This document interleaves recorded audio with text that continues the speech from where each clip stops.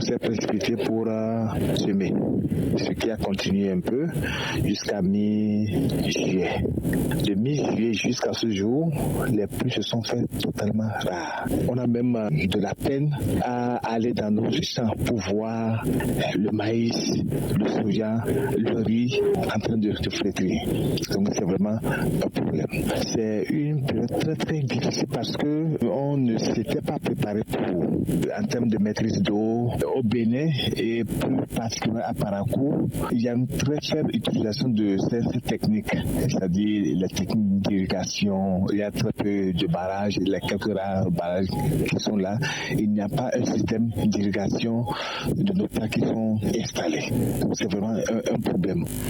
Selon le directeur général de l'Agence nationale de la météorologie du Bénin, cette absence de pluie était prévue par les prévisions météorologiques de cette année, notamment dans le département du Borgou et dans le sud du Bénin.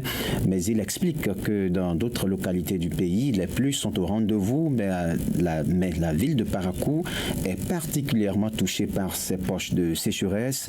Didier Kapa rassure toutefois les populations de Parakou que les pluies seront au rendez-vous avant la fin de ce mois d'août et vont s'étendre jusqu'au mois d'octobre. Plus de précisions avec le DG de Météo Bénin, Didier Kapa.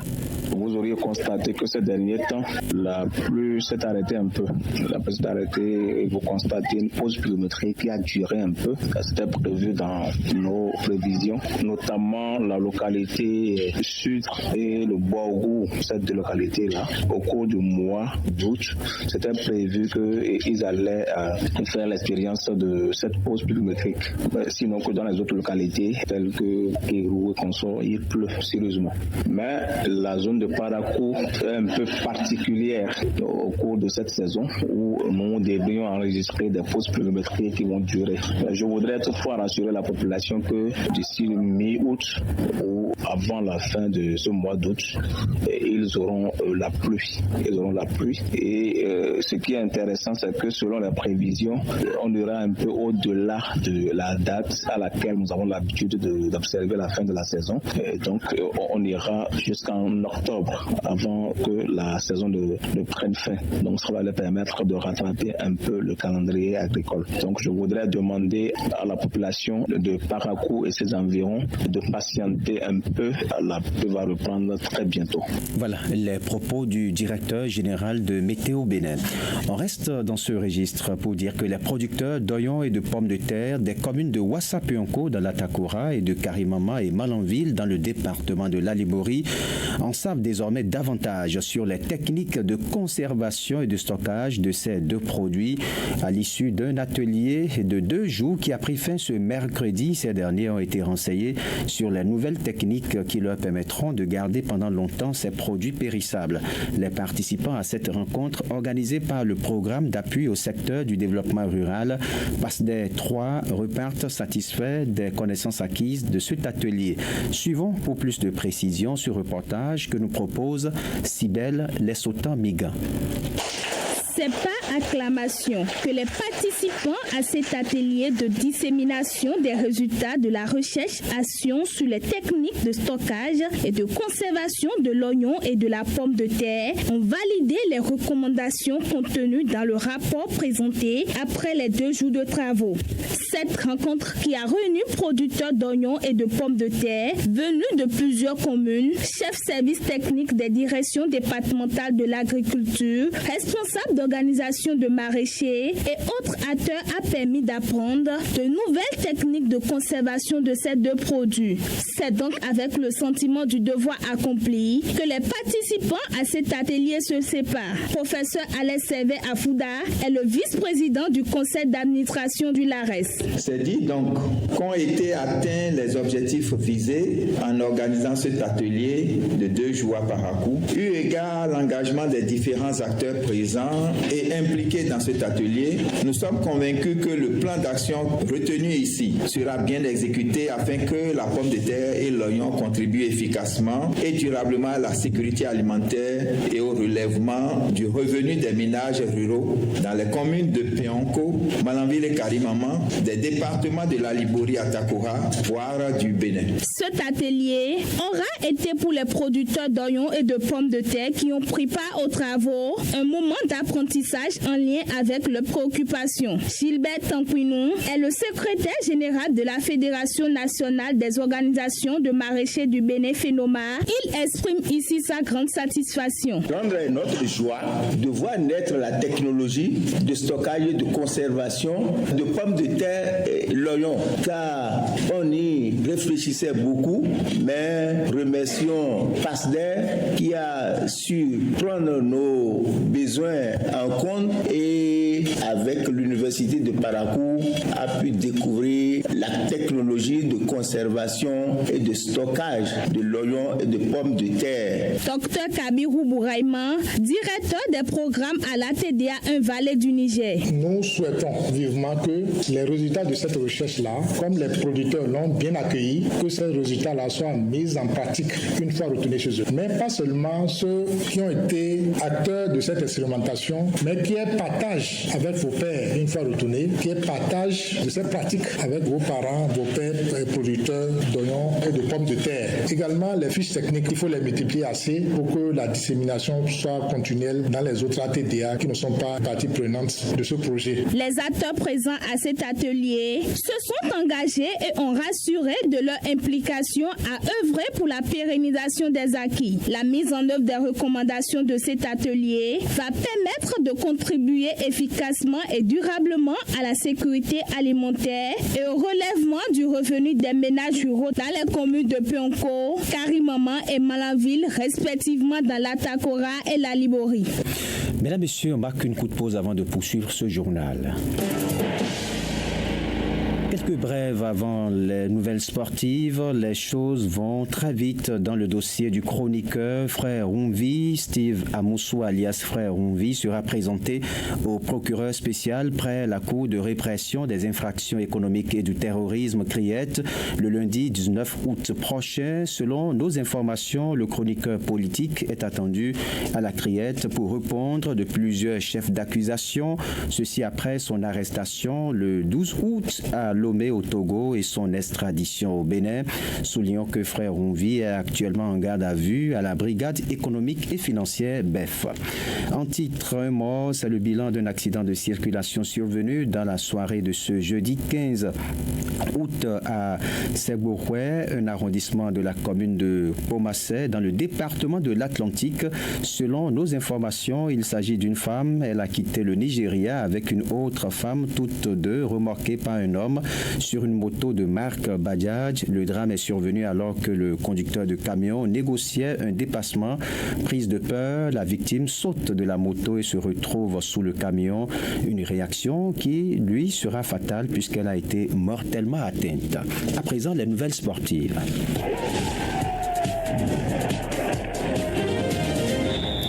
Les sports, je suis avec Nourrice Adagbe. Bonjour. Bonjour à tous. Première Ligue Angleterre, les arbitres contraints de révéler les clubs qu'ils supportent. Oui, c'est une nouvelle mesure qui devrait rassurer les supporters anglais. Sur motif de transparence, la fédération anglaise FA a annoncé que les arbitres officiants dans le championnat britannique seraient désormais tenus de révéler les clubs qu'ils supportent ou du moins leurs liens potentiels. Ces données seront ainsi rendues publiques vis-à-vis des fans et des clubs.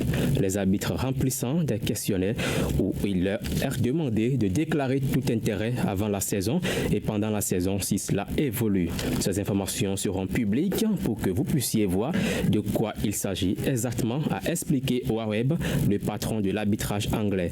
L'information existait déjà en interne au sein de la PGMOL, l'insistance qui sélectionne les arbitres pour chaque rencontre, mais elle sera désormais disponible pour tous. Voilà.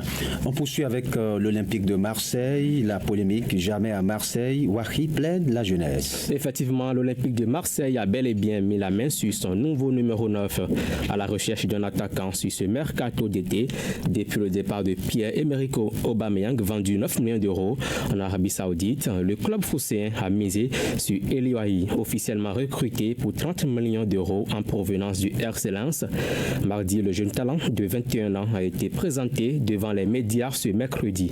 Et bien évidemment, les Français n'ont pas échappé à une question sur une vieille vidéo qui a beaucoup circulé sur les réseaux ces derniers jours. À l'époque, à Montpellier, Wai assurait qu'il n'allait jamais jouer pour l'Olympique de Marseille.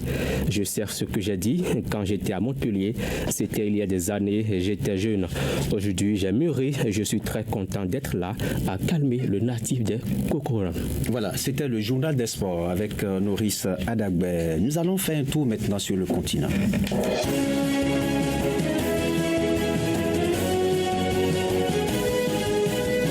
Et c'est avec Mansourat Adene Djibril du service digital. Bonjour. Bonjour Raoul Stilgoulé. Ouvrons par la Côte d'Ivoire, réintroduction du visa pour se rendre au Maroc. À compter du 1er septembre prochain, les ressortissants ivoiriens sont tenus de détenir un visa pour rentrer au Maroc. Une décision prise de concert par les autorités des deux pays. La mesure va durer 2 ans. Le but est de lutter contre la migration irrégulière.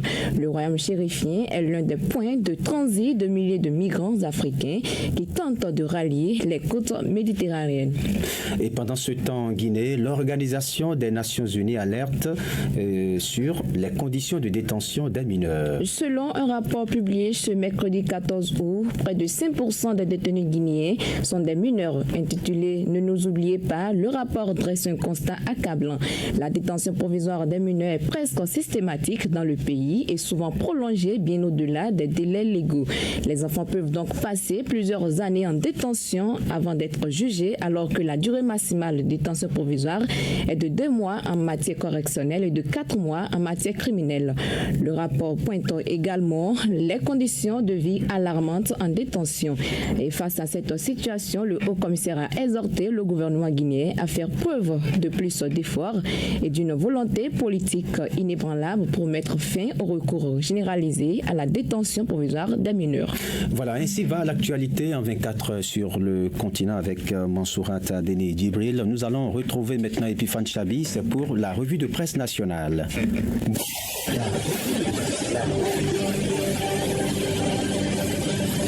Bonjour à tous et bienvenue dans cette revue de presse. Un remue-ménage pourrait s'opérer dans la mouvance présidentielle après l'interpellation de Frère Ouvi de son vrai nom Steve Amosu. L'enquête sur l'affaire de ce chroniqueur et web activiste, connu pour ses chroniques acerbes contre le gouvernement de la rupture du nouveau départ, pourrait compromettre des têtes de l'opposition mais aussi éclabousser des figures de la mouvance présidentielle. 24 heures au Bénin, la nouvelle tribune le matinal, le potentiel, l'événement précis, le challenge, l'informateur, la boussole Bénin intelligent, le soleil Bénin info et bien d'autres journaux en parlent et précisent que l'opposant sans peur et artiste comédien pourrait être accusé pour outrage au chef de l'État, dénonciation calomnieuse, propos diffamatoires sur les réseaux sociaux et bien d'autres. Et depuis son arrestation, des réactions fusent dans le rang de l'opposition et l'homme d'affaires en exil Martin Rodriguez dans une vidéo parle d'un enlèvement. Le parti, les démocrates à travers sa cellule de communication pointe du doigt la responsabilité pleine et entière du gouvernement béninois, rappelle Soleil Bénin Info. D'autres leaders de l'opposition en exil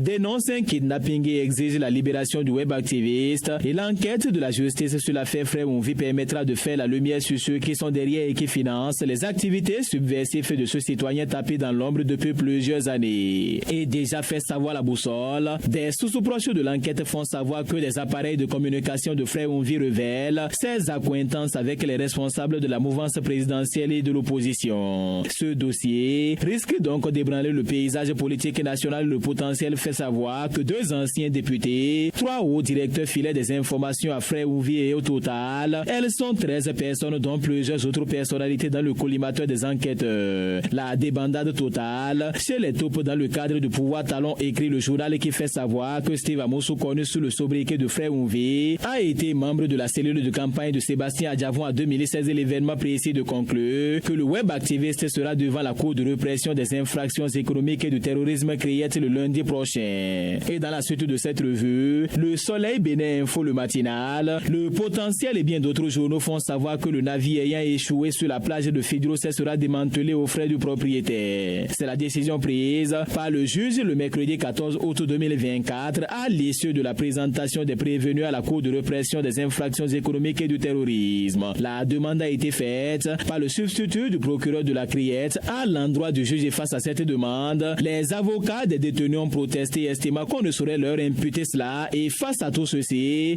le juge a accédé à la demande de substitut du procureur en acceptant le démantèlement du navire aux frais du propriétaire, fait savoir le matinal. Le procès est donc renvoyé au 7 novembre 2024. Le Soleil Bénin Info rappelle que dans la nuit du samedi 29 au 30 juin 2024, le bateau nigérian SPSL Oudémé a échoué à la plage de Fidrosé. Il est reproché aux membres de l'équipage du navire d'avoir violé les réglementations d'accès aux eaux du Bénin et selon le préfet maritime, le navire transportant du gasoil s'est retrouvé sur les côtes de Fidrosé après une panne mécanique. Et toutes les tentatives pour le ramener à flot ont été vaines. Le stock de gasoil que transportait le navire a été alors pompé et estimé à environ 240 millilitres, conclut le journal. Et pendant ce temps, Bénin Intelligent le matinal, l'événement du jour, l'indépendant Fraternité FM.bj et bien d'autres publications nous informent que dans le cadre de la lutte contre le terrorisme, la Chine appuie le Bénin à travers plusieurs équipements. Des drones de reconnaissance et de combat, c'est en effet l'équipement qui vient d'être octroyé dans le but de permettre à l'état-major général du Bénin d'augmenter et de multiplier ses stratégies de renseignement et d'intervention dans le cadre de la lutte contre les groupes armés. Les drones offerts sont de type PRM-50 et s'adaptent à plusieurs types de situations et c'est fortuné Alain Ouanté, le ministre de la Défense nationale, qui a procédé à la réception officielle des aéronefs remis ce vendredi 24 mars. Les publications précisent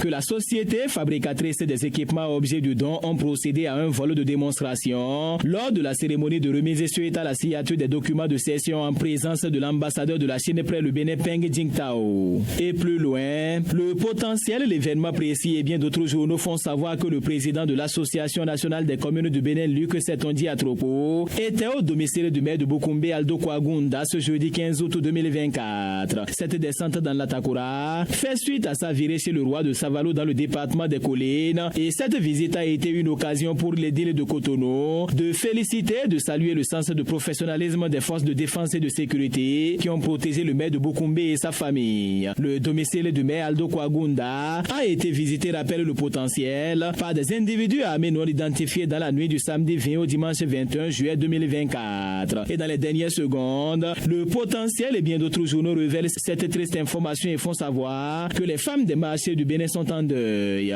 Epiphanie Ouandji, la présidente nationale des marchés du Bénin et conseillère communale d'Abomey-Calavi, s'en est allée le mercredi 14 août 2024. La défunte est vendeuse au marché de Kokokodi à Cotonou. Elle a assuré d'ailleurs le poste de présidente depuis plusieurs années. Les femmes des marchés du Bénin plaignent ainsi une dame qui a consacré toute sa vie à défendre les intérêts de ces dernières, conclut le potentiel. Fin de cette revue. Merci de m'avoir suivi.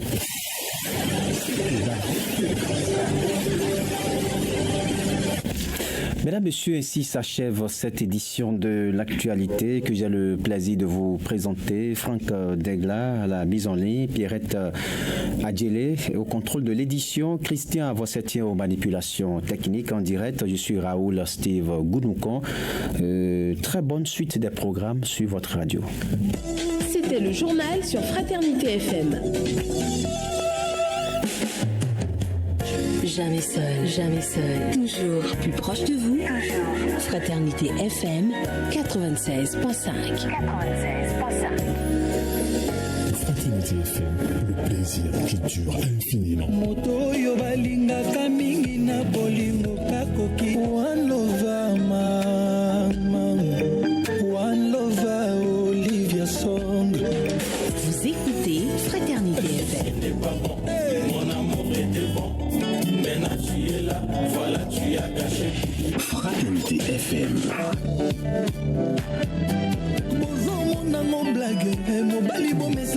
Fraternité FM, le plaisir qui dure infiniment. Ya police kumbaka na prison, ya corbillard et kokumbanga na lilita. Vous écoutez Fraternité FM. Le monde est trop matata. Or moto sala le monde des ayon zambe tata. Un maximum de hits. Fraternité FM. La radio 100% hit. Réunis sur une seule radio.